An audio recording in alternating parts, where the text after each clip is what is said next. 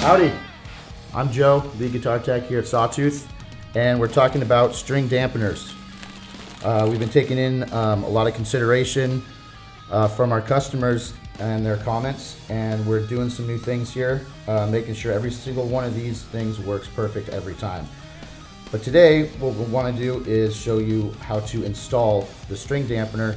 It's not really that tricky, but there are some tricks to it. It's very simple and totally universal. So we're working with this guitar right now, and what I'm going to do is I'm going to loosen the this side, and then I'm going to loosen this side, and I'm just making sure it goes right to the end of that bolt. So now I've got it, and it's kind of loose. So now I'm going to finish removing this one so I can hold it. Once I've got that off, I'm going to slide it in underneath the strings, behind the nut, and in front of the first or the last tuning knob. Now I'm going to feed that bolt through, so I've got one side on the top, one side on the bottom, and then I'm going to tighten this one down, and as I'm doing that, I'm tightening the one on the other side, and as you can see, there's some rubber in between, so it's not going to hurt your guitar at all, and it's going to, you know, cinch down nice and firm and tight, and no vibration and no extra noise, because noise is what we're trying to battle right now. So once that's on there, it's a little movable, but it's stationary. So the next point here is this bolt. This bolt adjusts the tightness, the tension here of the lever. So as you can see, we've got the guitar plugged in, and we want to mute that. So we're going to kind of loosen it first, bring it down, maybe press it down with one hand, and then tighten it down. The pad is all the way across all 6 strings and muting all of them nicely.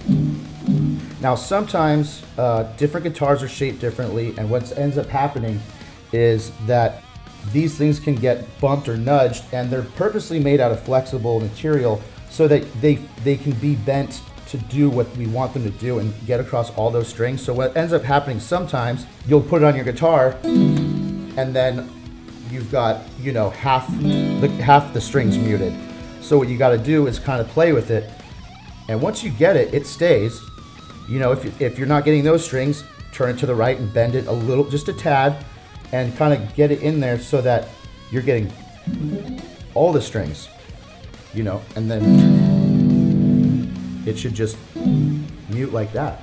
Some people, they want to mute their strings, but they still want to be able to play and sound the 3rd fret. So I removed a couple of these nuts at the bottom here with these 2 bolts, and as you can see, once you remove them, it slides back and forth, and then these holes line up, and then you can bolt it down. So, you know, some people want to play, you know, way up here, and they want this to be muted a little further down.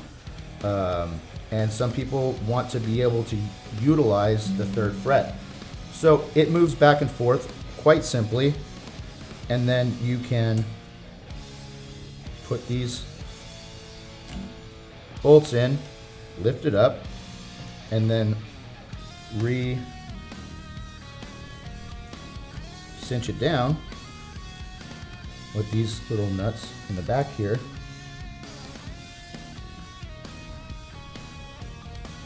And then once you've got them threaded, you can hold them with your fingers and simply